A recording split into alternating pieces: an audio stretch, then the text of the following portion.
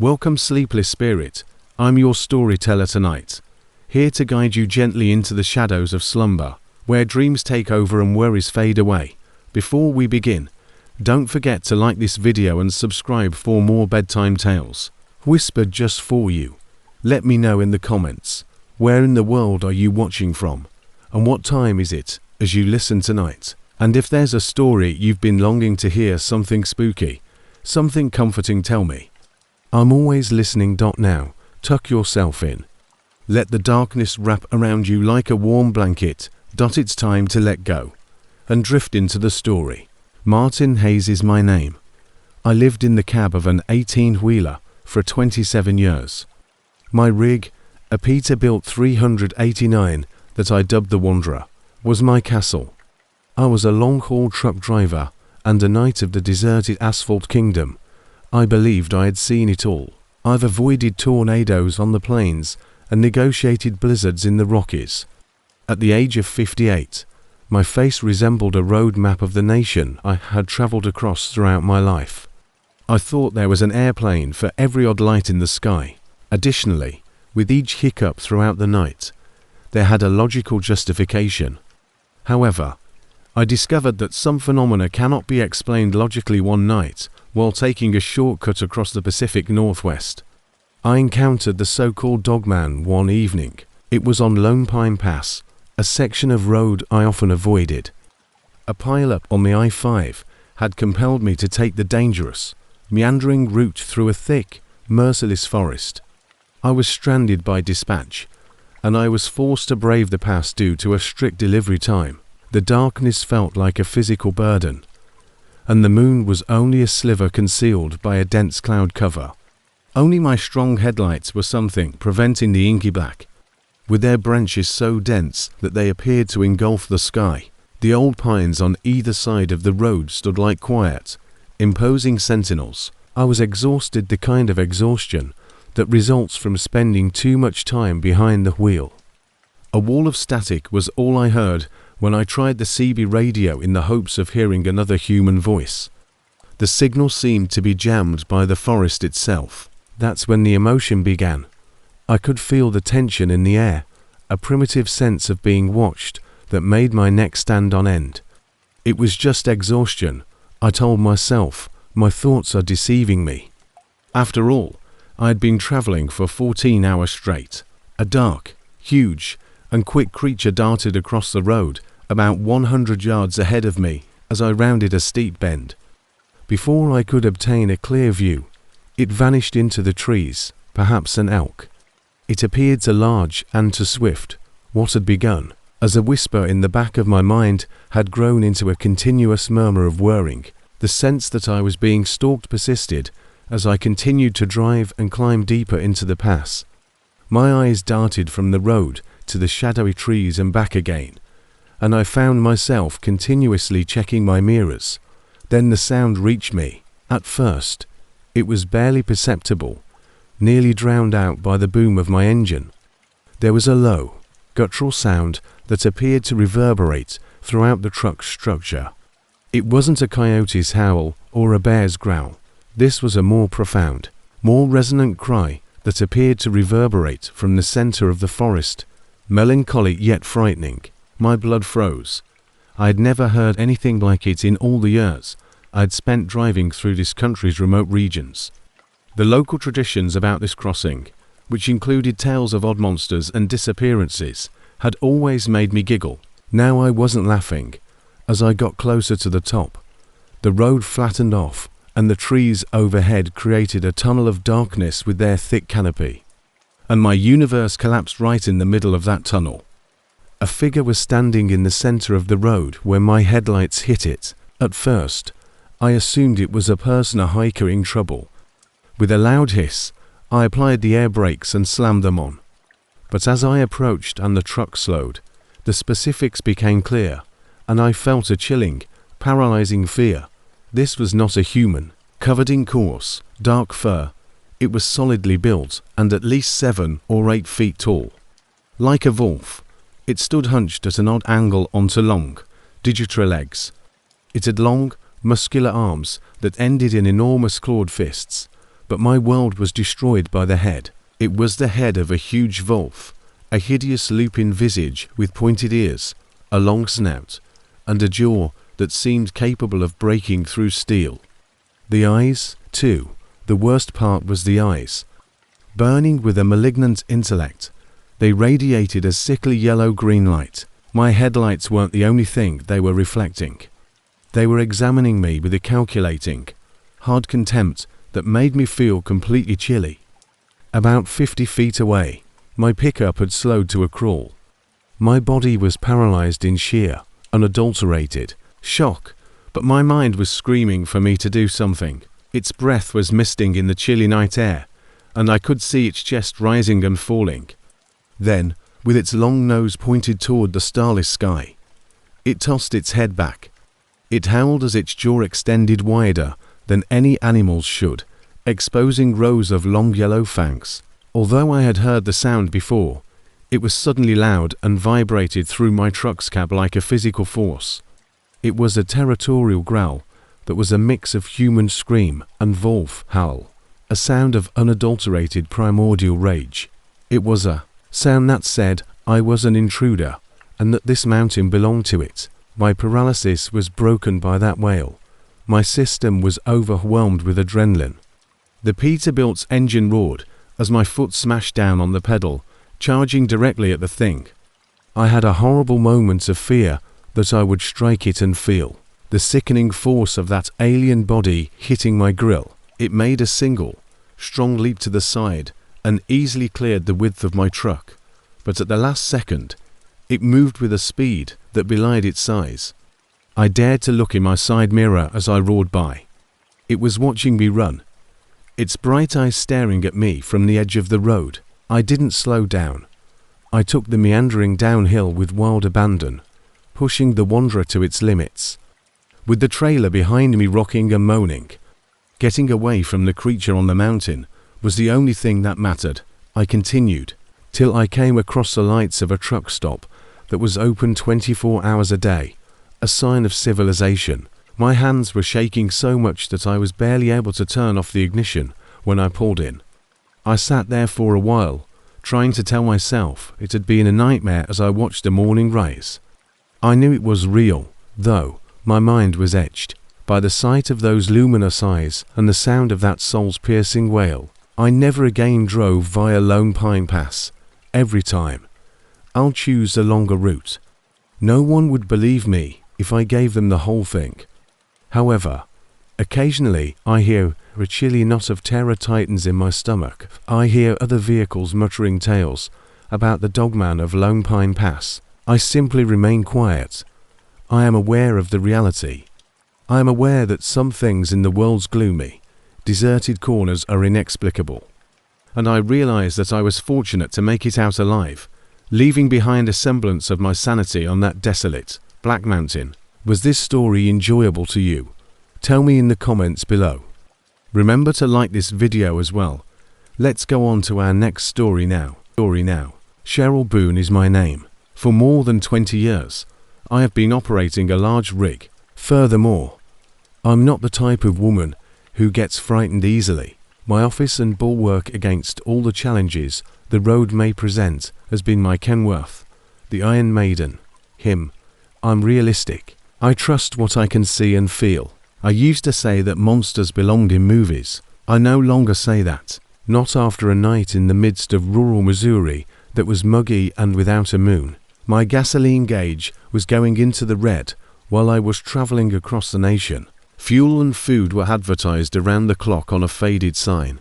Consequently, I turned off. The location consisted of a boarded-up cafe, a sold convenience store, a pair of diesel pumps under a rusting canopy, and a lone, abandoned outpost. The location was totally empty. After I killed the engine and pulled up to the pump, there was only the sound of crickets chirping and the hum of the lights. There was an odd stench, like rotting meat, in the air. In the neighboring woods, I assumed it was simply a dead animal, fueling the Maiden as I stood there. I looked about me. In a sea of complete darkness, the station stood out as a harshly lit island. Beyond the canopy, a thick row of trees delineated the boundary of an almost endless forest. I heard it coming from that unbreakable blackness. A growl, low and guttural. I went cold. The bark wasn't that of a dog. I could feel the resonating, deep resonance in my chest, an utterly menacing sound. Nothing caught my attention as I gazed at the tree-line. The crickets then stopped talking. Everyone on the planet appeared to be holding their breath. I attempted to explain it. A large stray, the sound was off a dog, or a wild boar. It possessed a strength I had never heard of in any animal. I heard it again, closer this time, just as I was about to dismiss it as my weary mind playing games. The piercing sound of a hefty twig breaking under tremendous weight came next. My heart began to race. This dog wasn't a stray. The sensation of being observed. I felt a chilling, tingling sensation. Every instinct in my body begged me to return to the truck. I didn't even bother to replace the cap after removing the nozzle from the tank. I observed it as I walked toward my cab, my gaze fixed on the tree-line. A figure pulled away from the darker shadows. It was enormous, standing upright onto legs in a towering silhouette. It had the wrong shape and was too tall to be a bear. What I was seeing was too much for my mind to comprehend. It must have been a light trick. It must have been. However, the figure then took on my optimism that I was wrong was dashed when I took a purposeful step forward into the dim glow of the canopy lights. It was authentic, standing well over 7 feet tall. It was a nightmare come true, with long skinny arms that culminated in enormous clawed claws and strong legs bent like a wolf's. Its form was a horrifying combination of man and beast, with its heavy brow, pointed ears, and long nose. It had the head of a monster dog. Its eyes caught the light as it cocked its head slightly. They were filled with a chilling, icy intellect that was solely focused on me, and they burned with a faint reddish hue like burning embers. Time seems to slow down. The monster simply observed me as it stood there. Its posture is the ideal fusion of predatory menace and curiosity. That low, rumbling growl resurfaced from its chest as it opened its mouth. I saw a glimpse of its long, yellowed fangs as its lips pushed back. It advanced one more step. The spell of fear was broken by just one step. I refrained from screaming. I spun around and took off running. The 20 feet to my taxi seemed like a long way. Climbing the stairs, I hurled myself into the driver's seat, slammed the door, and pressed the lock. I had never heard a more wonderful sound than the hard thud of the latch. I could hardly insert the key into the ignition because my hands were shaking so much. I took a chance and looked out the window. Now the thing stood at the edge of the concrete platform.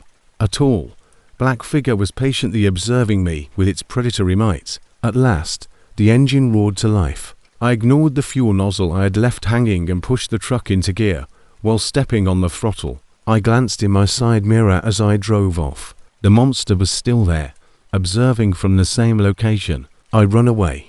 I couldn't get the vision of its frightful canine head and glaring red eyes out of my head. An hour later, I arrived at a well-lit, busy truck stop, and I didn't stop. For a long period, I sat in my taxi, shaking.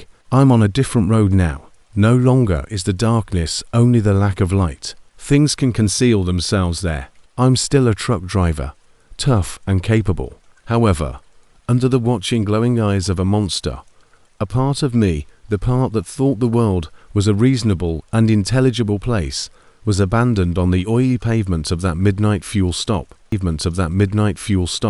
can call me Leonard Briggs. I've been a truck driver for the majority of my life, and I'm 62. I decided to work nights, transporting vegetables across the eastern seaboard. After midnight, when the world was asleep and I was rumbling through the darkness, I always enjoyed the peaceful emptiness of the highways. The section of Route 29 north of Charlottesville, which follows a straight line through miles of thick, undulating forest, was my favorite. It was always serene to me. I never will.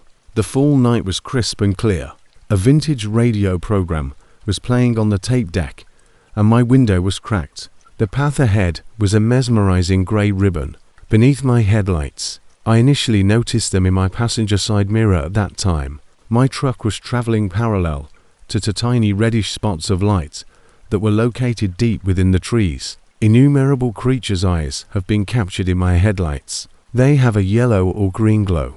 They don't ever glow red. Additionally, they are never able to keep up with a truck traveling at 65 miles per hour. I told myself it was an optical illusion, a reflection, and tried to ignore it. However, the red lights remained, gliding through the thick brush and precisely synchronizing with my gear. In my stomach, a chilly knot of uneasiness started to grow. I pushed my Freightliner up to 70, and then 75 by lightly pressing the throttle. The gaze lingered on me. A chilly perspiration appeared on my forehead. It was impossible to keep up with whatever was in those woods. This odd, silent chase went on for what seemed like forever. I had always found refuge in the forest, but suddenly it felt dangerous. A gloomy world concealing something terrible. Suddenly, the red eyes turned abruptly to face the road. Instead of a bang, a huge black form exploded from the tree iron and started rushing alongside my truck as I braced for impact. I gasped.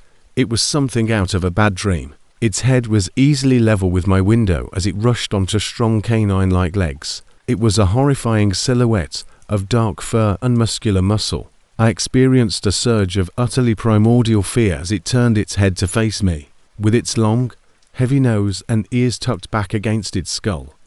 The visage was a hideous parody of a wolf's. I could see the sparkle of its eyes and long, sharp teeth through its slightly parted jaw. They were the red spots of light that were fixated on me, blazing with a wicked, demonic fury. It didn't even appear to be straining as it kept up with my pickup at speeds of nearly 75 miles per hour. My mind froze in disbelief. I had the impression that a gigantic, hideous cat was playing with me like a mouse. Then it made a noise, a series of piercing, guttural barks that were uncomfortably human and yet canine. It was difficult to punctuate. The animal made a lunge. I heard a terrible scratching sound and flinched, swerving. The sound of metal claws tearing across my taxi's side. A wave of frantic rage replaced the fear. In order to combat the nightmare, I turned on the air horn, which was a loud blast of weaponry. The noise appeared to startle the creature. It recoiled, sent me a final glance with its flaming red eyes, and then jumped. It was dragged from the shoulder, over the ditch and back into the impenetrable darkness of the woodland by a single, strong bound. Then it vanished. With my thumb still stuck on the horn, I continued to drive 5 more miles with my foot on the ground.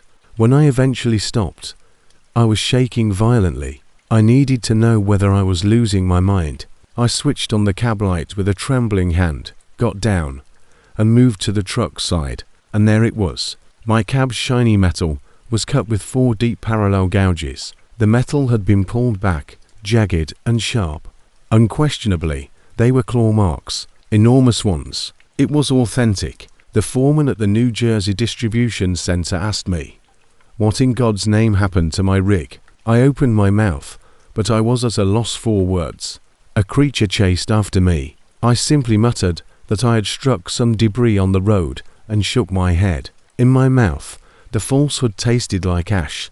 A couple of months later, I retired early. I was no longer able to drive at night. I sold everything I owned, including my truck and castle. I am aware of the current situation. I am aware that animals aren't always the creatures that watch you from the trees when you're alone on a pitch-black road. Additionally, they don't always remain in the trees. You can call me Joanne Miller. I have been transporting produce and frozen items across the American heartland for the last 10 years in a refrigerated truck, also known as a reefer. I'm a single mother, and I support my 2 children through college thanks to my Job's hard hours and lonely nights. Both working hard and being by myself don't scare me. The wide-open vistas of the Midwest have always seemed to bring me a peculiar kind of tranquility.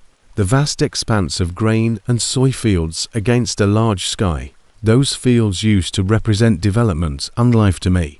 I now just experience intense, shivering fear when I gaze at them. I now understand what might be concealed in those unending rows. It was late August, with a dense, muggy night and a sky that felt like a thick, damp blanket. In rural Iowa, I found myself on a back road that I had traveled 100 times before. It sliced through miles and miles of cornfields like a tiny ribbon of asphalt. A claustrophobic tunnel feeling was produced by the corn, which was at its height, standing a good 10 feet tall either side of the road. The world was a solid wall of black and green beyond the reach of my headlights, which blazed away through the blackness. It was the conclusion of a long shift. I was exhausted, and my thoughts were beginning to wander. I was considering the tuition for my daughter's impending wedding, the 1,000 small things that make up a life, including the payments that was due for my son. The steady drone of my trailer's reefer unit's rumble persisted. I hardly heard the sound anymore because I was so accustomed to it. The other sound was so startling because of this. From the cornfield to my right, I heard a rustling sound. It was too noisy to be a rabbit or a raccoon. It sounded as though a large object was pacing my truck and going through the stalks. I reduced my speed a bit. My interest was piqued. Probably a deer. On these remote roads, they posed a continual risk. I looked around the field's edge, attempting to see through the shadows. The rustling ceased. I drove silently for another quarter of a mile. My truck's hum is the only sound. Just as I was ready to brush it off, the rustling resumed. On my left this time. It was also nearer. It was a heavy, repetitive sound, the sound of something big advancing steadily and resolutely through the thick stalks. My spine tingled with uneasiness. It felt strange. It was not a frightened animal. It seemed purposeful. The truck was slowed to a crawl by me. I rolled down my window and listened. The rustling followed me exactly. It ceased when I did. It started over when I restarted. My heart started to beat a bit quicker.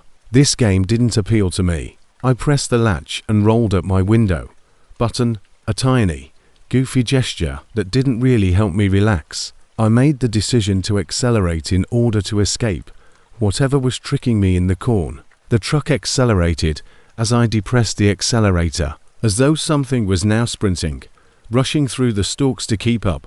The rustling in the corn burst into a frantic smashing sound. The speed of the sound was alarming. As it passed, the stalk snapped and broke. At 50 miles per hour, it was keeping up with me. That's not possible for a deer. Bears couldn't accomplish that. I became apprehensive, then terrified. What did it contain? I suddenly had a clear vision of a crazy, strong boar approaching my truck after bursting from the field.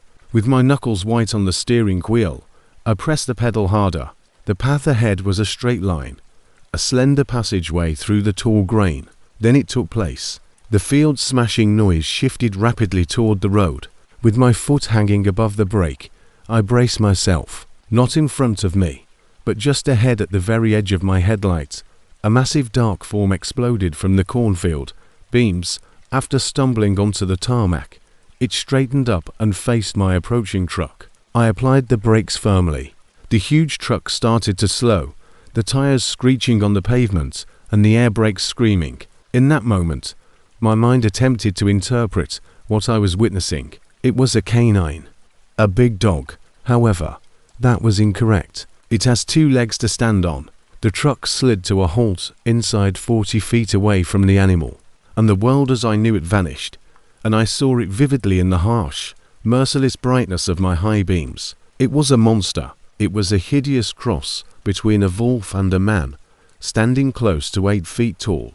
Its torso was slim and powerfully muscled like a greyhound, but scaled up to a horrifying size, and its legs were long and canine, bent backward at the knee. It had lengthy arms that culminated in what appeared to be human hands, but instead of fingernails, it had long, dark claws. It had a coat of short, grey and brown fur that was brindled over its body. However, the head was an absolute disaster. It was the head of a Doberman or a gigantic wolf, with pointed ears that stood erect, a long, slender snout, and a streamlined, strong skull. I was particularly frightened by its gaze. Unlike in the stories, they weren't glowing. They were intelligent, black, and had a dead, icy sheen as they reflected my headlights. They were filled with a startling, tangible hatred, and they were the eyes of a cunning predator. We found ourselves in a horrifying scene. The beast on the road, me in my truck. With its strong shoulders stooped and its head low, it maintained its position. Its body was stiff like a coiled spring as it watched me. With every breath, I could see its chest rising and falling. I could see its strong legs twitching their muscles. Then it moved. It approached me, and another with a slow, purposeful step. With smooth, unnervingly confident movements. It was getting closer. My big truck did not frighten it. I did not frighten it. Trembling, I reached for the air horn cord. I pulled it sharply and briefly. The detonation was so loud that it reverberated throughout the night. The animal did not even recoil. It simply kept coming. Its dark eyes remained fixed on me. Now it was 20 feet away. It came to a halt and lowered its head even more. Deep in its chest, a low rumbling rumble began, and I felt it more than I heard it. The sound was one of untamed, instinctive violence. The deed that would haunt my dreams for the rest of my life was then done. It snarled, slowly curling back to expose its teeth.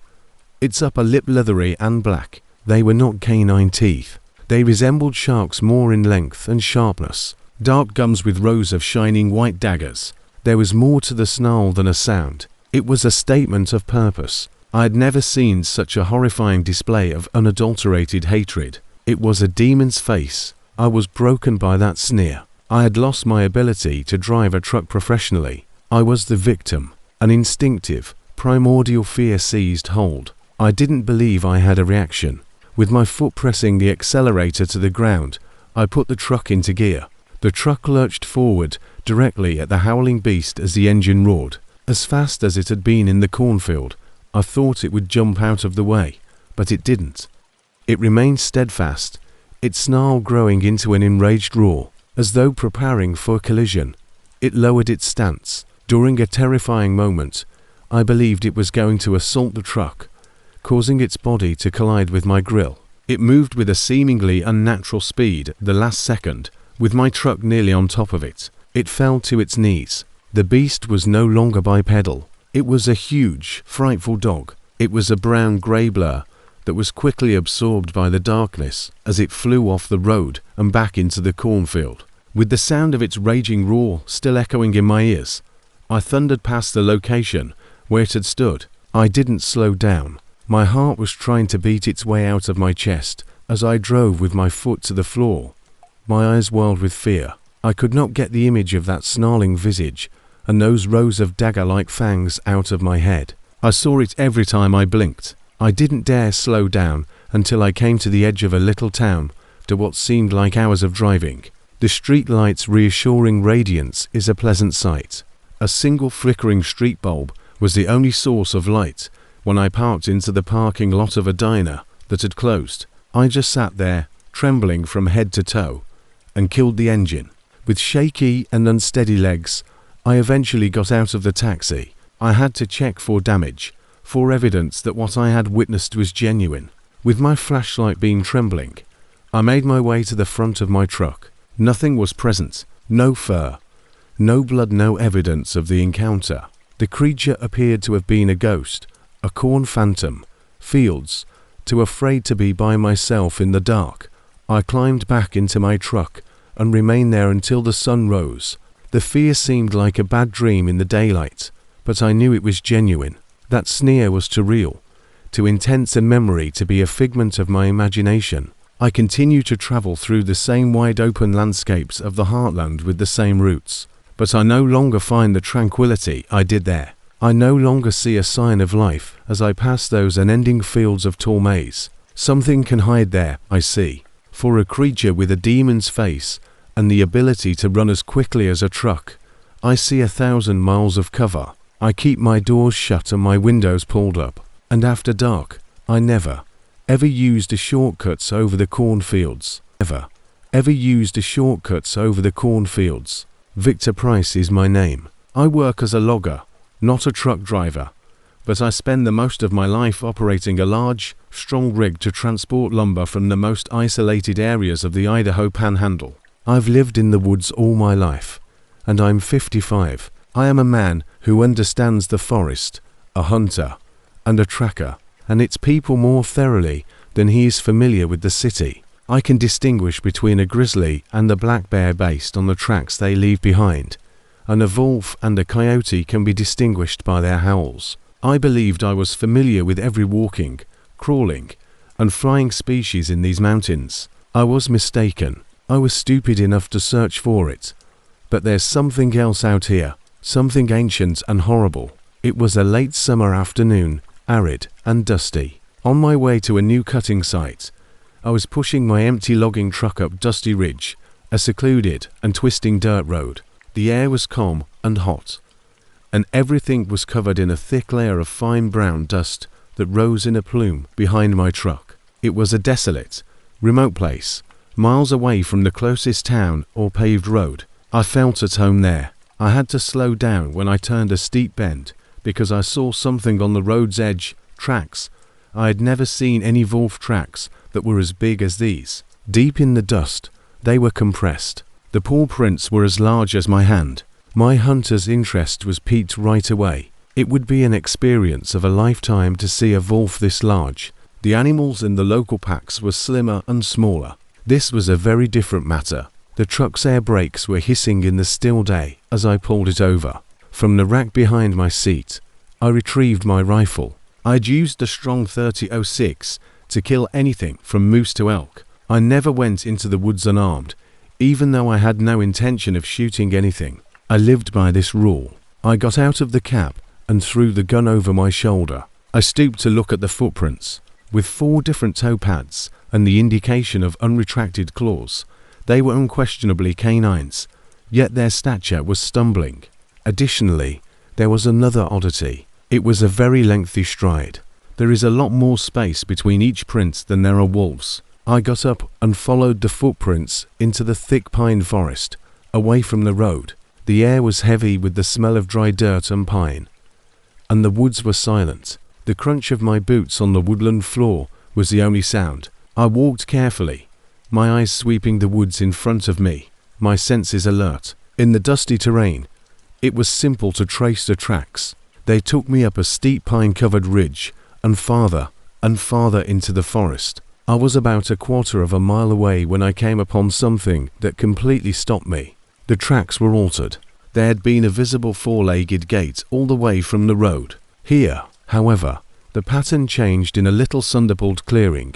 The prints of the front paws vanished. The stride was shorter, and the back to prints were now closer together and deeper.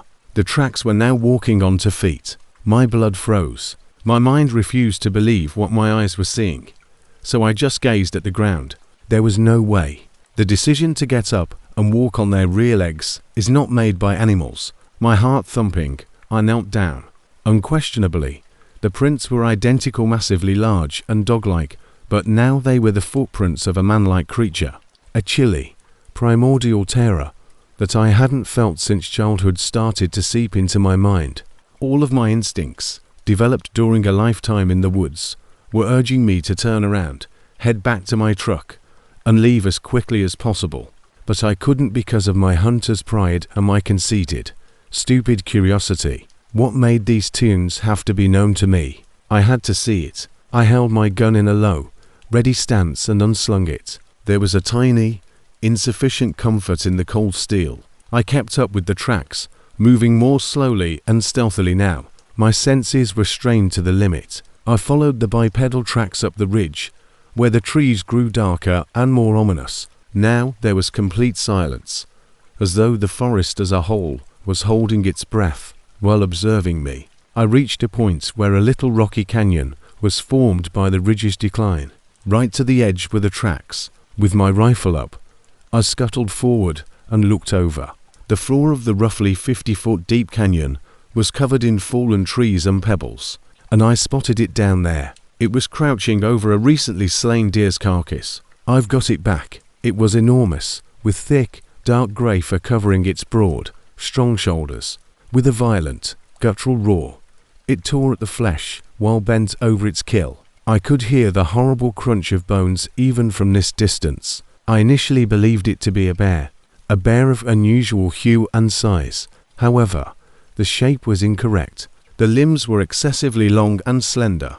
The fur was too coarse and too short, and I noticed the head's profile as it raised its head to rip a piece of meat from the carcass. It was a wolf's head, an enormous, hideous wolf head atop a body that was a terrifying mashup of man and animal. I was staring at the mythical monster. Around campfires, the legend murmured. The Dogman, the creature that adorned the pages of cheap horror books. It was also genuine. My gun felt as useless as a kid's toy, and I was frozen. I ought to have gently and gradually retreated. I didn't run even though I should have. I brought my rifle up to my shoulder and looked at the scope. My finger squeezed on the trigger as I centered the crosshairs on the enormous shoulder of the creature. I'm not sure whether I would have fired. I never had the opportunity, and I'm not sure if I was trying to kill it or if I was just responding out of sheer fear. A twig behind me snapped just as my finger was ready to squeeze the trigger. Even though it was a tiny sound, it was as loud as a gunshot amid the forest's eerie calm. It was also heard by the monster in the canyon. Its ears turned toward me as its head sprang up. It growled low and warning. Then it was replied by another snarl from behind me, this time close to near. My blood became icy. My heart stopped beating. They were 2 in number. They had caught me in their net. I whirled around, arcing my rifle swing. Another was no more than 30 feet distant, half hidden under the trunk of a huge pine. Its torso was a massive silhouette of coiled muscle and dark fur, and it stood on its hind legs. Its head almost touched a low-hanging limb, feet above the ground, making it taller than the one in the canyon. It was looking right at me, and there was a terrifying, shrewd fury in its pale, frigid blue eyes.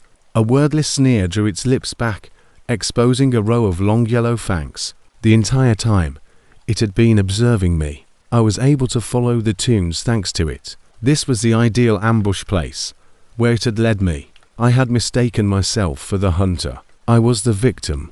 With a single purposeful step, the creature emerged from behind the tree, revealing its entire hideous appearance. It growled low and rumblingly, making a sound that shook the ground beneath my feet. The sound sent the message, "You are mine." My firearm slipped my mind. Being a hunter was forgotten. All I could remember was the overwhelming, instinctive drive to survive. I spun around and took off running. With my heart on the verge of exploding and my lungs burning, I smashed through the thicket. Although I dared not turn around, I can hear it behind me. It was slamming through the foliage at unnatural speed, and I could hear its huge bipedal footsteps hitting the ground. It was not a mad dash. The pursuit was continuous and unrelenting. It was exhausting me. I exploded onto the dirt road from the tree-line. My vehicle, a stunning welcoming sight just 100 yards away. My legs screamed in protest as I ran over the open ground. I heard the animal splinter from the forests behind me. Its snarl transformed into a raging, guttural howl. It was getting closer. My hands fumbled with the door handle as I arrived at the truck. Slamming the door and pressing the lock, I flung myself into the taxi. I made no attempt to initiate it. With trembling hands, I scurried across the seat, grabbed my gun, and aimed it out the open window. About 20 yards away from the truck, the creature came to a stop, sending up a cloud of dust with its clawed feet. It stood there, its frigid blue eyes blazing with a frustrated rage, its huge chest heaving. With a succession of piercing, irate barks, it stared at me. It was a limpass, the second one, which I had initially spotted in the canyon, then came out of the woods. Its fur was a darker grey, and it was a little smaller. It moved fluidly and predatorily to the side of the bigger one. Its amber-hued eyes were fixed on me as well. Its long snout was covered with blood. A pair of dreadful beasts silhouetted against the black trees. They stood side by side. With a low whine, the bigger one, the one with the blue eyes, pushed the smaller one with its head. With a series of low, guttural clicks and growls, the smaller one answered. They were talking to each other. It was more than instinct. The exchange was thoughtful and well coordinated. They were debating me and determining how to handle the prey that had made it to its metal shell. The bigger one, who was presumably the leader, moved forward first, then again. Its blue eyes never left me as it circled, moving slowly and deliberately. On the opposite side, the smaller one mimicked its actions. They were testing my truck's defenses and searching for any weaknesses by flanking it. I tried to follow the leader, but it was pointless, and my gun barrel shook. I was unable to watch both of them. The blue-eyed creature came to a stop, just past the enormous grill guard in front of my truck. I could see the intelligence in its icy eyes, and the dust sticking to its dark fur, since it was so near. Its black nose twitched as it dropped its head and sniffed at the bumper. Then it gave me a low growl that echoed throughout the entire cab. It gazed up at me through the windshield. It was a straightforward challenge. I had to take action. I couldn't wait for them to find a way to reach me while I was sitting here. I grabbed the ignition and twisted the key in a fit of frantic excitement. After what seemed like an eternity of silence, the truck's enormous diesel engine erupted to life with a loud blast of sound. The abrupt noise caused both beasts to flinch back fiercely, flattening their ears against their skulls. With a terrified shriek, the blue-eyed one jumped back a few paces. They appeared taken aback for the first time, their predatory self-assurance briefly shattered. I took advantage of the chance. My hand automatically reached for the air horn rope. I threw the truck into gear. I stomped on the throttle while the loud, booming detonation reverberated across the ridge. With its massive tires whirling in the dust before gaining traction, the truck stumbled ahead. I went straight for the leader. I was acting out of sheer terror, but it was a stupid, careless move. The creature held its place for a horrifying moment, its eyes wide with what appeared to be a mixture of shock and wrath, and then it leapt to the side with the same inhuman speed I had seen before. I just missed it as I roared by the side of my truck. I didn't turn around. On the twisting dirt road, I drove the truck as fast as it would go, concealing everything behind me with a puff of dust. I half expected them to pursue, to show their hideous shapes in my rearview mirror, but there was nobody on the road behind me. My body was trembling, my heart was racing, and I could still hear their growls in my ears as I drove 4 miles. I continued till I came to a paved road, till I noticed the well-known indications of civilization. My breath came in harsh spurts as I pulled over. I am a man who has followed the laws of nature throughout his life. However, what I witnessed that day at Dusty Ridge was not of this world. It was a predator at the apex of a food chain.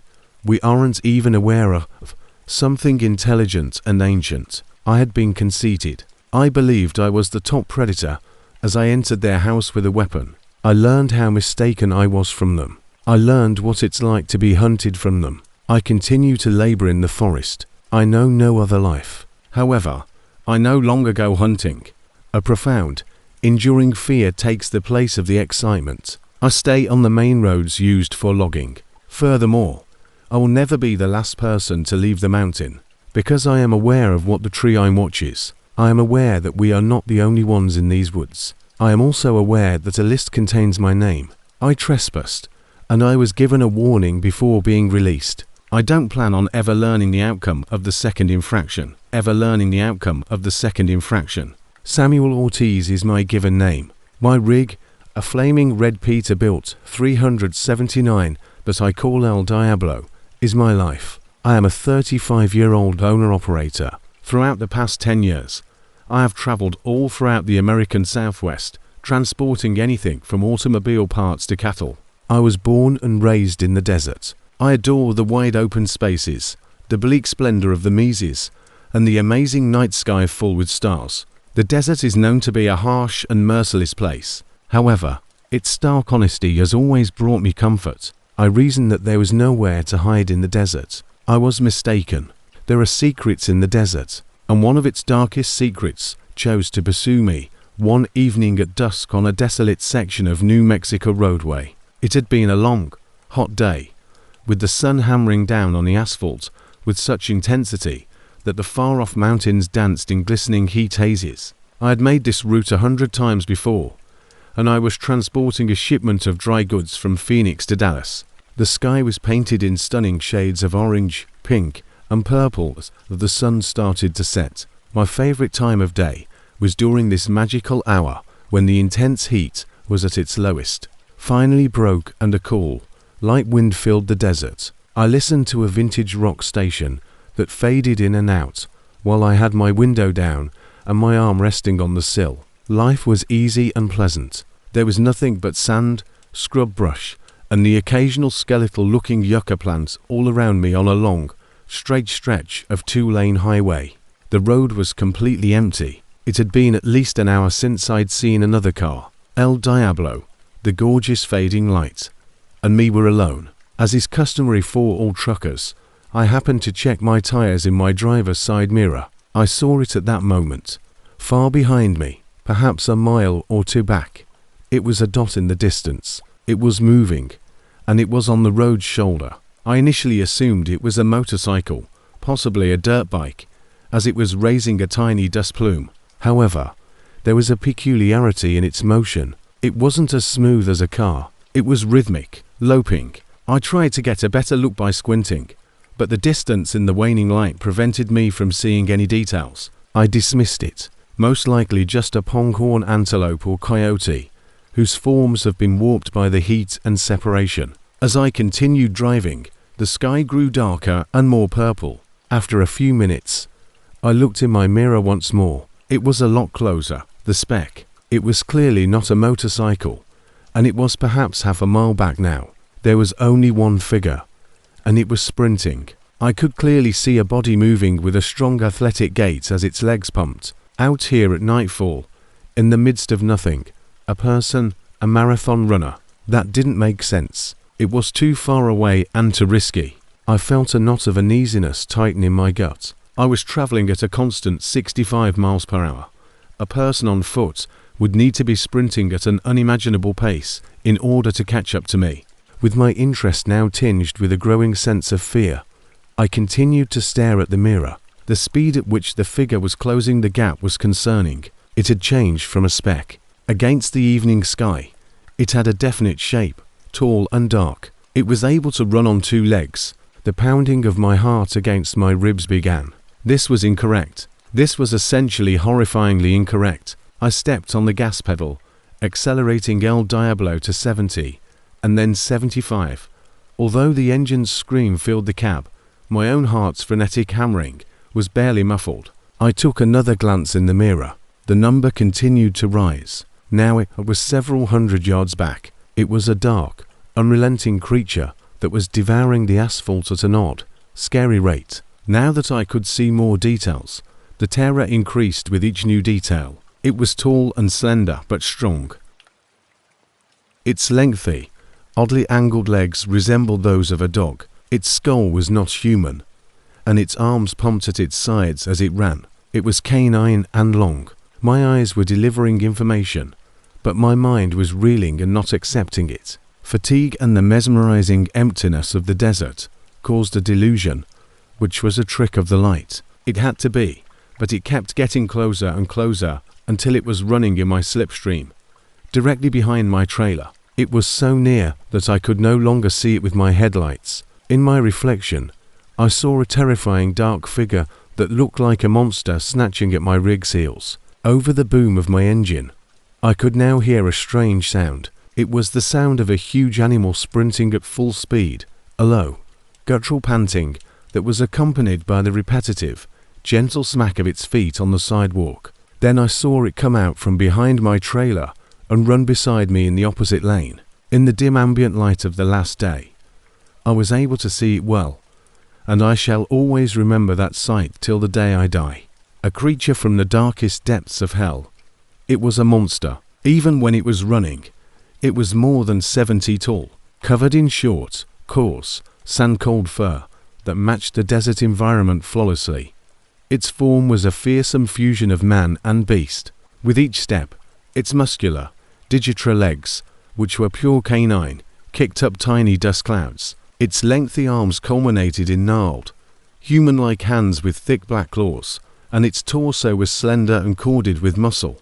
The head was a nightmare come true. It was a coyote or jackal's head, but it was enormously enlarged. Its huge, erect ears swiveled to catch every sound. Its long, pointed nose, and its clever, predatory eyes, which radiated a faint amber light. With a scary focused intensity, they were staring at me. I could see rows of sharp white teeth, and a long pink tongue in its mouth, which was slightly open as it panted. At 80 miles per hour, it was keeping up with my pickup. It wasn't even having trouble breathing. It ran with a smooth, easy grace that was beautiful and terrible all at once. Being built for speed and endurance, it was the ideal predator, and it was jogging casually, treating this impossible chase as though it were nothing. For what seemed like an age, we ran in that manner. The silent gasping monster and my huge roaring Peterbilt. I was confined to a cocoon of unadulterated fear. My body was tight with anxiety, my hands locked on the steering wheel. I was unable to yell. I was unable to think. All I could do was watch, as this impossibility ran next to me, its amber eyes never taking their eyes off my face. Then its face shifted. The intense predatory intent in its gaze changed to something more malevolent and violent. It yipped sharply, a series of high-pitched, startlingly loud barks that sounded like a coyote's call amplified 100 times. Before it attacked, there was a sound of enthusiasm, the thrill of the hunt. It suddenly accelerated and sprang at my truck. The cab was not its target. The trailer was its target. Its claws ran across the aluminum side of my trailer as it bounded into the air in a frightful, elegant arc of muscle and hair. I felt a wave of sheer horror when I heard the sound, a thunderous shriek of tearing metal. It sounded like someone tearing into my setup with a big can opener. The yipping barks turned into a low, contented growl as the creature landed back on the concrete without losing its speed. I was marked by it. My truck was injured. It was teasing me. My paralysis was broken by a rush of angry, frantic adrenaline. I wasn't merely being pursued by this creature. It was attempting to ruin my house, my truck, and my means of subsistence. I refused to be its plaything. My reaction was instinctual. I swerved my rig aggressively in the direction of the thing by wrenching the steering wheel to the right. It caught the monster off guard. It tried to jump away as its eyes widened, but it was too late. It was struck on the side by El Diablo's enormous steel bumper. It was more of a glance than a forceful blow, yet it was sufficient. As it was knocked off balance, the creature screamed in agony and surprise. It slammed into the sandy ditch by the side of the road after toppling head over heels in a frenzied flurry of fur and limbs. I didn't wait for it to rise. Pushing my truck as quickly as it will go, I floored it after straightening out the wheel. I didn't check my reflection. I didn't want to watch it rise. I was not interested in seeing it restart. My heart was beating frantically against my ribs as I drove. I couldn't get its amber eyes and pointed teeth out of my head until I noticed the far-off gleam of city lights on the horizon. I didn't slow down. I headed directly to the closest truck stop, a large, well-lit area crowded with other motorists. My hands were shaking so badly that I could hardly turn off the engine when I pulled into a parking space. I spent a lot of time sitting there.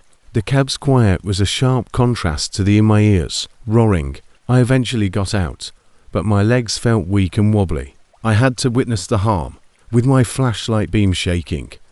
I made my way to the rear of my trailer, and there it was, 4 enormous parallel gouges, each measuring roughly 10 feet in length, were carved into the trailer's side. The aluminum peeled back like foil and was shredded. The deep wounds are a clear physical reminder of how real my encounter was. I traced the creature's claws with my fingers as I touched the ripped metal. It was authentic. Everything had been genuine. The monster that ran in the twilight, the unfathomable speed, the terrifying pursuit. I kept the whole story to myself. I informed my insurance provider that I had collided with some road debris, a narrative that failed to adequately describe the extent of the harm. The man at the body shop simply shook his head and muttered that he had never seen anything like it. But they paid the claim. I still travel the roads of the desert. It's what I do.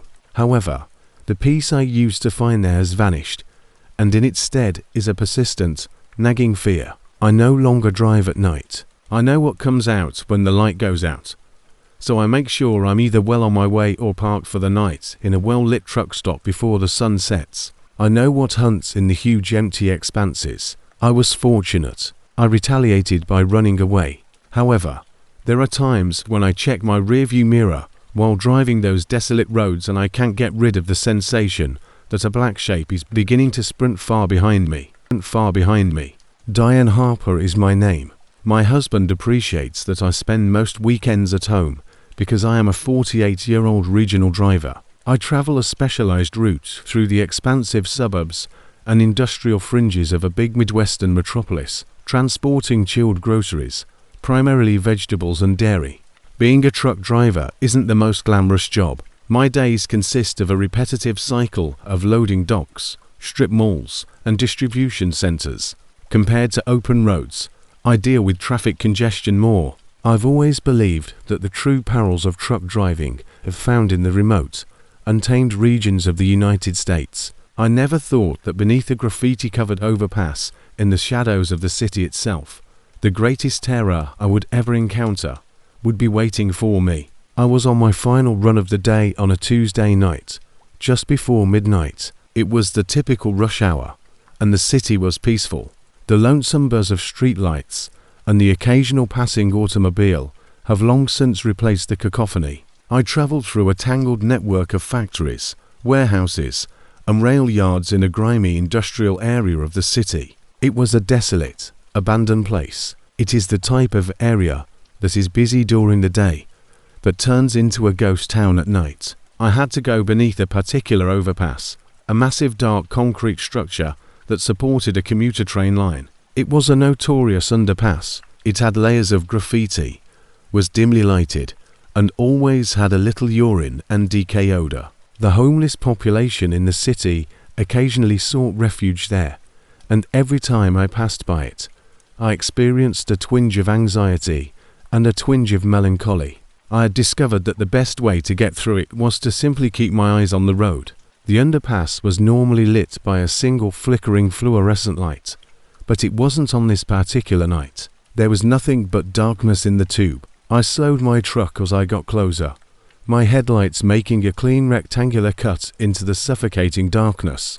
The walls were a disorganized jumble of paintings and spray-painted tags, the colors briefly dazzling in my highlights before the darkness engulfed them once more. My headlights detected movement in the shadows to my right as I entered the center of the underpass. I tightened up out of instinct, keeping my foot just above the brake. I initially assumed it was a human, possibly someone in distress, but the movement was too rapid and too low to the ground. Perhaps a stray dog. They were everywhere. My headlights swept over the entire scene, just as I was ready to ignore it and continue driving, and the sight that met my eyes chilled me to the bone.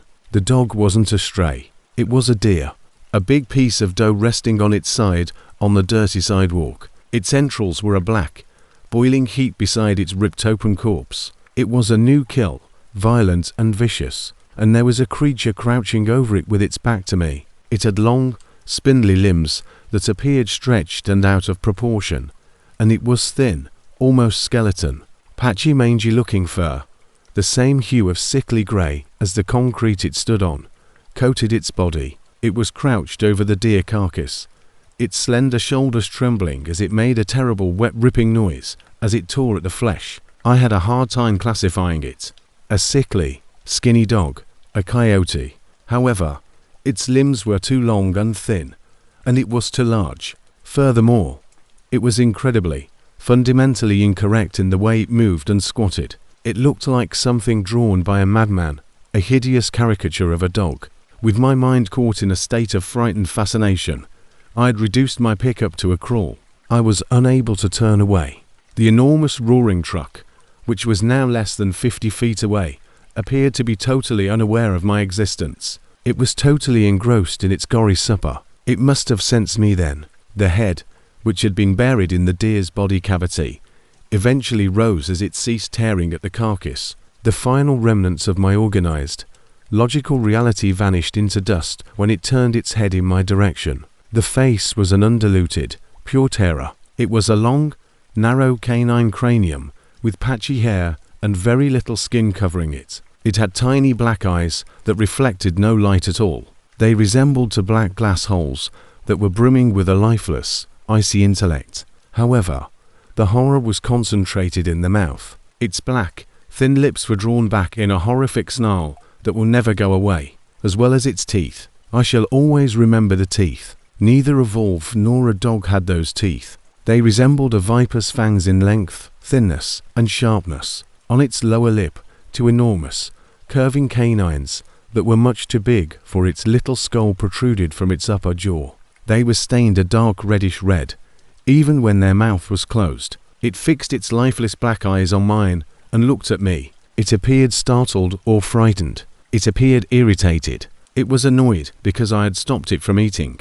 Its chest gave up a low, guttural hiss, akin to the sound of air escaping a punctured tire. It was an utterly horrible sound. I was immobilized. My hands were caught on the driving wheel and my foot was trapped on the brake. I felt like a rabbit trapped in a snake's eye. Something that had slithered out of a forgotten crypt was this creature, this gaunt, fanged nightmare, an organism that thrived on degradation and death in the shadowy, abandoned areas of the city. With a terrible, purposeful action, it lowered its head and tore another piece of meat from the deer carcass. Its lifeless black eyes never left mine as it nibbled slowly, a dark crimson strand hanging from its sharp teeth. It was an act, a demonstration of power. It was letting me know that I was nothing, and that this was its kill.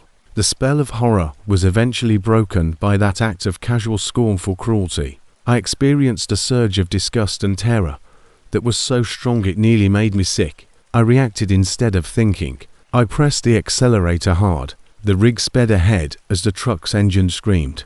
For something so malnourished, the creature's reaction time was startlingly quick. It gave a high-pitched, angry screech. With a single fluid bound, its spindly limbs carried it into the deepest darkness of the underpass, and it jumped back from the carcass with a sound akin to tearing metal. As if it had never existed, it vanished into the night. With my heart thumping my ribs, I roared through the underpass. When I returned to the relative the streetlight's brightness, I took a chance and looked in my rearview mirror. There was a black, deserted end beneath it. The creature and the deer were nowhere to be seen. It seemed as though my weary mind had created a waking nightmare, a hallucination of the entire scene. I knew it was real, though. My cab was filled with the smell of decay and fresh blood. I could still picture those long, needle-like fangs and those lifeless black eyes. My actions were robotic as I finished my run, and my mind was a whirlpool of incredulity and horror. My hubby was already home when I arrived late, dozing off. He was not awakened by me. How could I possibly describe what I had witnessed? That beneath a municipal bridge lived a monster, something with vampire-like teeth that ate roadkill. He would believe I was going crazy. That night, I hardly slept at all. Every time I closed my eyes, I saw those blood-stained fangs, those lifeless eyes, and that emaciated, horrible visage. I witnessed its vicious and effective movement as it tore at the deer. It was staring at me with a chilly, antiquated enmity. I continue to drive my own path. I work there, but I'm not the same. I no longer see the city in the same way. I notice the blackness beneath the bridges and the shadows in the alleys, and I wonder what more might be concealed there. A different path that avoids that industrial wasteland is what I've asked for. The documentation is still being processed by my organization. I have to confront that underpass every Tuesday night till then. With my heart in my throat and my eyes focused straight ahead, I speed through it. I don't glance sideways. I don't want to glimpse what might be crouching over a new kill in the shadows. In my headlights, its long, sharp teeth shone. Its long, sharp teeth shone. You can call me Curtis Shaw. As a 60-year-old truck driver, I'm almost ready to hang up my boots. I've driven the same desolate, winding roads through the great Northwoods for 40 years, hauling paper products for a mill in northern Maine. As a man who prefers solitude, I have always had a profound feeling of tranquility in this state's vast, quiet woodlands. You name it, I've seen lynxes, bears, and moose. I believed I was familiar with the rhythms and secrets of these woods, but I discovered that the woods contain deeper and darker mysteries than I could have ever dreamed of one misty night in a location called Pine Hollow. When the fog creeps in from the frigid Atlantic and settles deep in the valleys, it was early October. All light and sound are swallowed by a thick white blanket. With my shift nearly finished and my trailer empty, I was heading back to the mill. I traveled into Pine Hollow, a winding, narrow road that sliced across a deep valley dotted with tall, ancient pine trees. Even on a clear day, the location felt eerie, Most of the sunshine was covered by the tall, dense trees. It was truly unearthly on a misty night like this one. It was the thickest fog I had ever seen. I could only see maybe 20 feet. My bright headlights were nearly pointless, with the beams merely reflecting off the thick white wall before me. With my knuckles white on the steering wheel and my eyes strained to see the road's edge, I was crawling along at 10 miles per hour. Outside my taxi, everything was a quiet, murky spinning whirlpool. The only noise was the regular thud of my windshield wipers, which were not doing much to help, and the low rumbling of my motor. My headlamp abruptly illuminated something blocking the road as I neared a steep blind curve. The vehicle hissed and groaned as it came to a halt a few feet from the obstruction after I used the brakes. The trunk of a huge pine tree that had fallen across the road, blocking both lanes entirely, was easily 4 feet in diameter. On one side of the road, the fog obscured its top, while on the other, the fog obscured its base. I sighed deeply in frustration. All I needed was this. I was totally blocked. I had no idea how far I would have to back up to locate a place to turn, and there was no way to turn around on this tight lane. As anticipated, there was no signal this far down the depression when I tried my radio. I was alone. I pondered my alternatives for a minute while the engine sat there. None existed. To find out if I was stranded here till dawn or if there was a way around it, I had to get out. I opened the door after taking a deep breath and grabbing my heavy-duty flashlight. The silence struck me as soon as I got out of the taxi. It was unchangeable. All sounds seemed to be muffled by the dense fog. Even my own engine's idle sounded muted and far away. The air smelled of rich black earth and wet pine needles, and it was damp and cold. It was like entering a different world, one that was quiet and grey. With my flashlight's beam forming a feeble, fuzzy cone through the fog, I made my way to the front of my truck. The massive fallen tree was a solid wall of bark and timber. I couldn't possibly move it. The forest floor fell out sharply on both sides of the road, so I travelled the entire length in the hopes of finding a spot on the shoulder where I could squeeze my truck through. I was genuinely stuck. A weird sensation started to wash over me as I stood there looking at the enormous trunk. The quiet that had appeared serene at first now felt strange. It's never really quiet in the woods at night. The rustle of little animals, the cry of an owl, and the sounds of insects are constant. But there was nothing here. In this hollow cloaked in fog, it was a tomb's quiet. Then I started to feel like I was being watched. It was an instinctive, primordial sensation that makes you shudder and makes the hair on the back of your neck stand up. I turned carefully, moving the beam of my flashlight across the opposite side of the road's tree wall. The sunlight only captured the damp, black trunks of the trees and the dense fog that swirled between them. I told myself that the silence and the fog were just making me paranoid. Just as I turned to get back to my truck, something caught in the beam of my flashlight. About 50 yards distant, a tall, dark form stood between two of the enormous pine trees. It was entirely hidden by the fog and stood motionless. At first, I believed it was a bear trying to get a better look at me by standing on its hind legs. 100 bears have done that to me. I waited for the form to return to its all fours while maintaining a continuous beam of light from my flashlight. However, it remained still. In the fog, it stood motionless and gloomy like a sentinel. I could see more details as my eyes adapted, and a chilling terror started to set in. For a bear, the shape was incorrect. It was too thin and too tall. The head was too big, the torso too little, and the shoulders too wide. It wasn't a bear's round, blocky head. It was tapering and lengthy. The pointed ears were silhouetted against the swirling grey fog, and it had a nose. My heart pounded loudly and painfully against my ribs after thumping steadily. There was no bear here. It was impossible. Something else entirely. After a few too many beers, the loggers and the old-timers whispered about the beast from the folklore and old stories. The beast rumoured to stalk Maine's deep woods. Its arms hung at its sides as it stood on two long, straight legs. It was a man's flawless silhouette with a wolf's head. It might have been a statue because it was so motionless. An odd, frightful folk artifact abandoned in the forest. I knew it wasn't a statue, though. I sensed its gaze on me. There was a sinister, tangible force in the heavy, still air.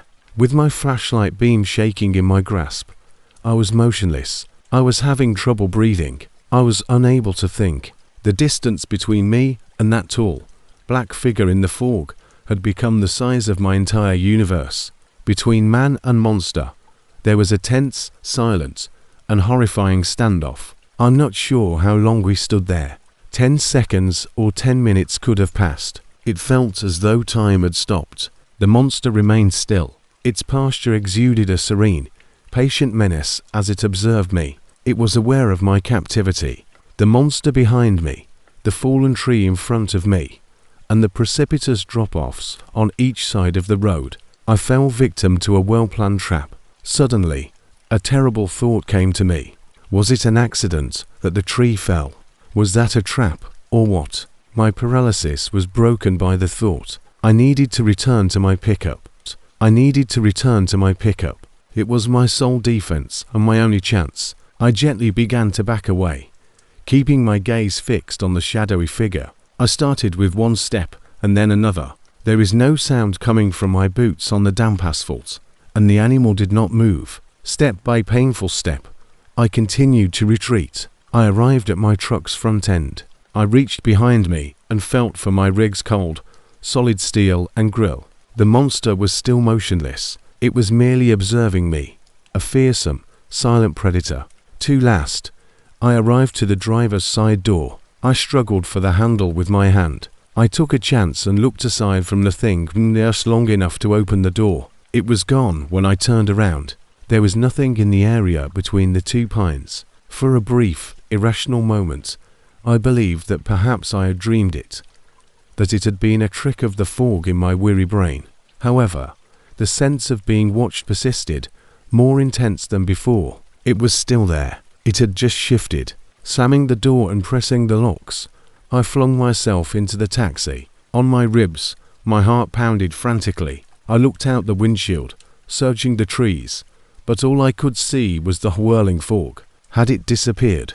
Then I noticed a faint scratching noise coming from my truck's passenger side. I leaned forward and looked out the passenger window, my eyes wide with fear. I also witnessed it. Its face was inches from the window as it stood directly beside my truck. It had changed from a silhouette. I could see it well in the dim glow of my dashboard lights. It had dark fur, slippery with moisture from the fog, charcoal grey. Its eyes gleamed with a cold, scary intelligence and were a pale, dazzling yellow.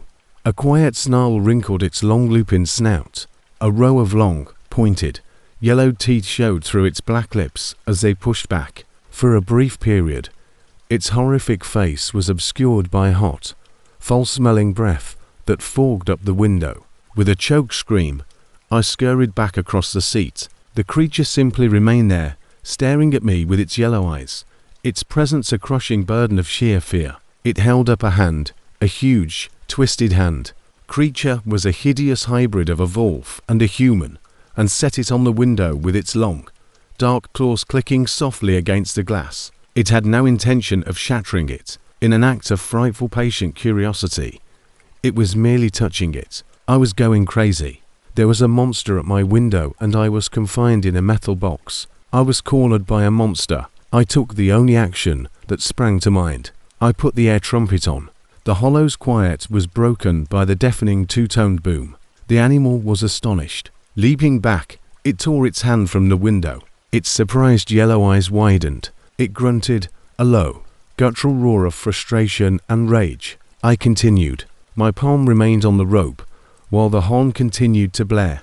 A frenzied, desperate scream for assistance that I knew no one would hear. For a few while, the monster remained motionless, its face twisted into an angry snarl, and its ears flattened against its head. It then pivoted with a smooth, silent elegance that belied its size, dissolved back into the fog, and vanished as if it had decided the noise was not worth the effort. After it was gone, I continued to blare the horn for a full minute, my hand shaking so much that I could hardly hold it on the wire. The stillness that burst back in was even more terrible when I finally let go, more so than previously.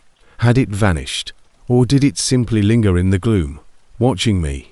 My body shook as I sat there for what seemed like an eternity, my eyes searching the impenetrable wall of grey surrounding me. I remained motionless until the first glimmer of dawn broke through the mists. The fog gradually started to clear as the sun rose, exposing the verdant, quiet woodlands surrounding me. Travis Cole is my name. My belief system is based on engines rather than omens. I have been transporting construction equipment up and down the spine of the earth for 15 years. Nation. The feel of a heavy load on a tight turn. The language of a strained diesel engine and the plain, honest exhaustion that follows a full day's work are all familiar to me. I know my rig a flatbed freightliner. I nickname the mule better than my apartment. I have always been a pragmatic individual. You fix things when they break. You figure out a solution if there is an issue. I believed there was a solution for every issue. Then one night, in the middle of West Virginia, on a little-known detour, I discovered an unsolvable issue. Something that looked back at me with eyes that are hungry and knowledgeable. Already, the night had been a headache. My regular path across the mountains had been blocked by a rock avalanche, and I was now forced to follow a network of convoluted, poorly signed state roadways. The map I had was older than my profession, and my GPS was having trouble. These narrow, winding roads were not built to support a weight this wide, and I was transporting a brand new excavator, a huge piece of yellow steel attached to my flatbed. Like skeleton fingers attempting to grasp onto something, the branches of the trees scratched against the sides of my trailer. I was hours behind schedule, exhausted and agitated. Approximately 3 in the morning, I discovered a series of hurriedly put up signage. Ahead, a bridge. Take a detour. The arrow led to a road that vanished into the dark, deep woods, barely more than a gravel track. I swore in a way that would have made a sailor red in the face. There was nothing I could do. It was impossible to turn the mule around on this tiny route. The tires of the truck crunched noisily on the soft gravel as I followed the detour, letting out a deep sigh. The road was worse than I had anticipated. A startling, bone-jarring trail that winds its way farther and farther into the Appalachian woods. I crawled slowly and carefully for almost 10 minutes before I finally noticed the bridge. The one that should have been out wasn't this one. This diversion appeared to have been constructed during the Civil War. It was a tiny, one-lane building that stretched across a deep black ravine and was composed of old timber boards and rust-coated iron. Weight limit 15 tons was written on a small, faded sign. I mentally calculated this in a hurry. My rig was pulling 40 tons with the excavator on its back. The truck's headlights illuminated the flimsy building as I brought it to a stop. This isn't possible. This was an impending litigation. The night air was moist and cold when I hopped out of the taxi and grabbed my flashlight. There was complete quiet. There were no frogs or crickets, only a deep, eerie silence. Far below in the gorge, the only sound was the soft, rushing murmur of a river. My boots reverberated on the ancient wood as I stepped onto the bridge. My flashlight was shining between the planks. My light was unable to pierce the black emptiness of the descent, which was horrifying. Just my weight caused the bridge to creak. I was unable to move. I was unable to continue. And I was unable to return. I walked back and forth in vain for a good 20 minutes in an attempt to locate a phone signal that was non-existent. All I could do was wait for someone to find me in the midst of sadness. Having lost, I climbed back into the taxi. Feeling further alone, I made the decision to keep the battery charged and the engine running for warmth. My engine sputtered as I pushed my head back against the seat, closed my eyes, and wished for the sun to rise. After coughing once and twice, it passed away. The abrupt quiet felt like a blow to the body. The lights on the dashboard dimmed and flickered. The reassuring rumbling that has been by my side all these years was gone, to be replaced by the same intense, strange silence I had experienced outside. I turned the key and cursed. Not even a click, nothing. It seemed as though the battery had suddenly run out of power. I was really stranded now. No radio, no heat, no lights, no engine. It's just myself, a broken bridge, and a dead truck in the middle of nowhere. The edges of my equanimity started to prickle with a cold, acute, primordial fear. I reminded myself to remain composed. I worked as a mechanic. I could work this out. I climbed back out into the suffocating blackness after grabbing my heavy-duty mag light from beneath the seat. The hefty metal groaned in protest as I popped the hood. I illuminated the engine, a complicated machine made up of wires and hoses that I know like the back of my hand. I looked at the terminals on the battery. They were tight and spotless. I examined the belts and alternator. Everything appeared to be in order. It was illogical. That's not how a battery dies. The air smelled oddly of metallic copper as I bent over the engine. It resembled ancient blood. I wrinkled my nose, thinking that something had died in my engine compartment, perhaps a raccoon or something. I made the decision to examine the fuses. I sensed it once more as I moved down the passenger side of the cab. That eerie, profound silence. It wasn't merely silent. There was no sound. The woodland as it watched me. It appeared to be holding its breath. I halted and swept my torch beam across the tree line because the sensation was so strong. All that was visible to the light was a wall of twisted vegetation and black trunks. I shook my head in an attempt to dispel the nagging whirring. "Get a grip, Cole," I asked myself in a whisper. I heard a noise coming from the bridge when I was crouching behind the passenger door, trying to pry open the fuse box. Like stone on metal, it made a gentle scratching sound. My ears strained. I froze. A quiet creak of wood, as though somebody heavy had just walked upon the planks, followed it. My ribs were pounded by my heart. Was that a bear? It sounds like a big one. With my mag light in front of me like a weapon, I cautiously got to my feet and looked over my truck's hood. There was nobody on the bridge. A pale, ghostly light was thrown on the worn wood by the moonlight that was filtered through the clouds. Nothing was there. I must have been seeing things. Most likely, the old bridge was simply settling. I turned back to the fuse box after taking a deep, trembling breath. Creak, scrape. This time, it was directly behind my trailer. My flashlight beam arced frantically across the darkness as I whirled around. I saw a glimpse of my flatbed's rear end, the massive excavator, and the bridge that extended into the darkness behind it. Nothing, but there had been no mistaking the sound. I was on the bridge with something substantial. My thoughts were racing. I was vulnerable and exposed. My truck's cab was my only haven, and even that felt like a thin tin can. As I made the decision to forsake the fuses this time, I had to return inside, secure the doors, and bide my time until daybreak. I started to go slowly and purposefully along my truck's side. The flatbed's chilly steel brushed into my back. My flashlight beam illuminated the road back to the driver's side as it twitched uncomfortably in front of me. I heard another boom as I went by the trailer's enormous tires. A sniffing sound from underneath the truck, low and moist.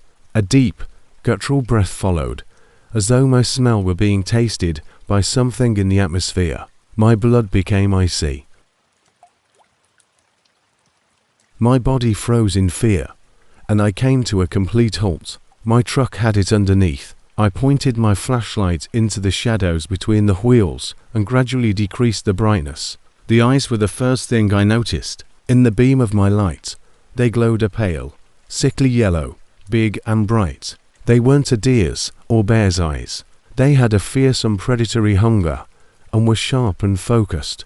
The shape of the head they were set in became visible to me as my eyes adjusted. Like a wolf's, it was long and looped yet grotesquely large. I saw a glimpse of long white teeth as a long, dark snout moved, smelling the air.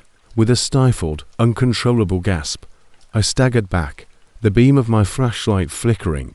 The deep growl that seemed to resonate through the soreness of my boots was the thing beneath the truck's reaction to my movement. From behind the trailer, it started to pull itself out. It moved with a terrifying fluid grace, more like something unfolding itself than a four-legged mammal crawling on its belly. My thoughts just fell apart as it reached its maximum height in the area between my cab and the trailer. It was a monster, with its knees bent back like a dog's. It stood onto strong digital legs, easily. It was 7, 8 feet tall, with its head and shoulders above the tires of my truck. It had short, dark, matted fur that was slippery with something that appeared to be blood or dirt, and its body was a wiry, lean mass of muscle. Its lengthy, unsettlingly human-like limbs culminated in enormous, gnarled hands that were at least 4 inches long and had thick black claws. With its head tilted and its bright yellow eyes staring at me, it stood there. Every ragged breath caused its chest to rise and fall, and the pungent coppery odor of old blood was overwhelming. It was where the odor came from. It had been hunting, and it was a predator. I was stuck in my own flashlight's glare, paralyzed. I was unable to yell. I was unable to run. My whole universe had shrunk to this horrible, unthinkable thing. With its clawed feet producing a gentle scratching sound on the tarmac, it stepped in my direction. With a moist snuffling sound, it sniffed its claws and lifted one of its enormous hands to its snout. Then it turned back to face me, and in what could only be called a snarl, its thin, black lips withdrew from its teeth. I was finally freed from my paralysis by that sound, that horrifying display of sheer malice. I took the only action that sprang to mind.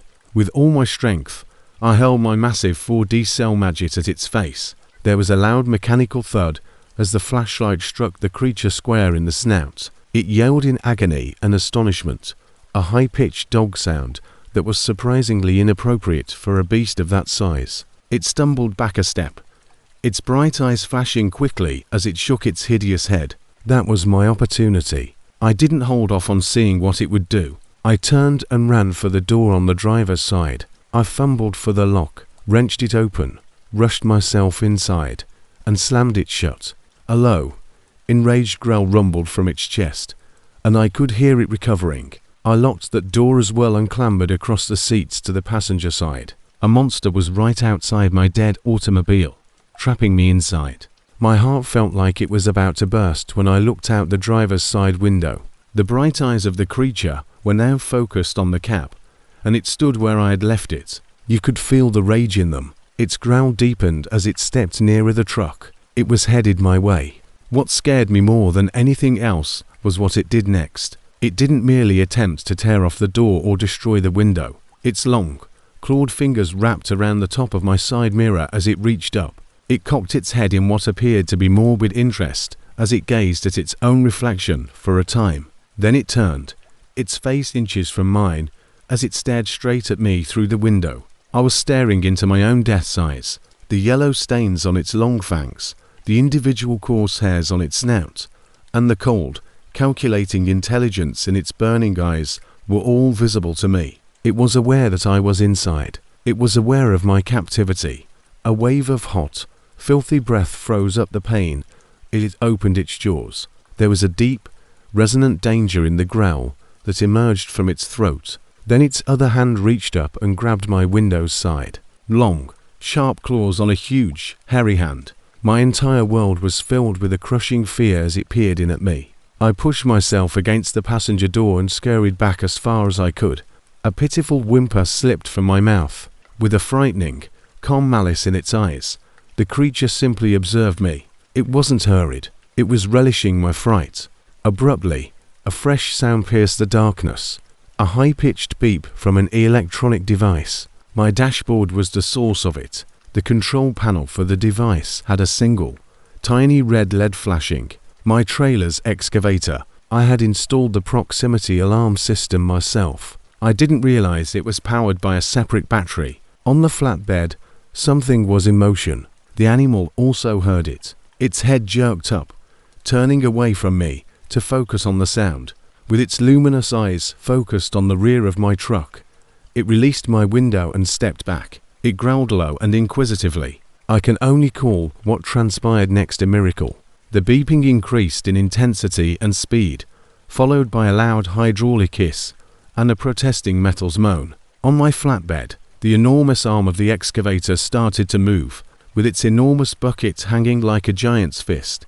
It rose magnificently and slowly into the air. It must have been a 1 in a million chance that the backup power system activated. The moving machine captivated the creature totally. With its head tilted and a low growl vibrating in its chest, it gazed at the rising arm. It appeared to view the excavator as a larger organism, a rival, rather than as an inanimate object. With a series of angry, harsh barks, it seemed to be attempting to scare the machine. The arm of the excavator on its preset, the huge steel bucket arced straight at the beast as the diagnostic cycle swung sideways. At the last moment, the monster noticed it approaching. It roared with rage and jumped back, but not quickly enough. It stumbled sideways after taking a glance at its shoulder from the corner of the heavy steel pail. With a loud clang, it struck the bridge's iron railing, and then, with one last agonizing howl, it fell over the side and vanished into the gorge's darkness. I listened in awe as its cry faded into the thunderous sound of the river below. With a final gentle hiss, the excavator arm finished its cycle and returned to its cradle. There was silence again as the beeping ceased. However, it was a safe and pleasant silence this time. I'm not sure how long I sat there trembling before the eastern sky was painted with the first rays of dawn. My fear gradually subsided as the world became lighter, to be replaced by a deep, soul-shaking fatigue. I was alive, but my truck was still dead. With shaky legs, I stepped out of the taxi as the sun rose. I glanced at my truck side. The paint surrounding the window frame has deep, protracted scrapes in it. One long black claw was broken off at the base and lay on the ground where the thing had been. I grabbed it. It was brutally sharp, hefty, and as hard as stone. It was evidence that I wasn't insane. I was discovered by a county sheriff later that morning. He was a gentle, elderly man who listened to me explain the damaged bridge railing and my lifeless truck. I kept the thing a secret from him. I simply couldn't. I informed him I believed a bear had attacked my truck and showed him the claw. His eyes widened as he gazed at it. All he responded was, "That ain't from no bear I've ever seen." My truck had to be towed back to civilization. The mechanics were never able to determine the cause of the problem. It fired up immediately after they changed the battery. It seemed as though nothing had occurred. However, I am aware of what took place. The claw is still in a box, kept away. I occasionally pull it out and examine it late at night. I can still feel their hungry, perceptive eyes on me. The weight of that clawed hand on my window and the roar. I never take detours, yet I still drive, and I never, ever stop on a bridge that is lonely. In the middle of the night, because I am aware of what is lurking in the shadows, just waiting for you to lose it. Just waiting for you to lose it.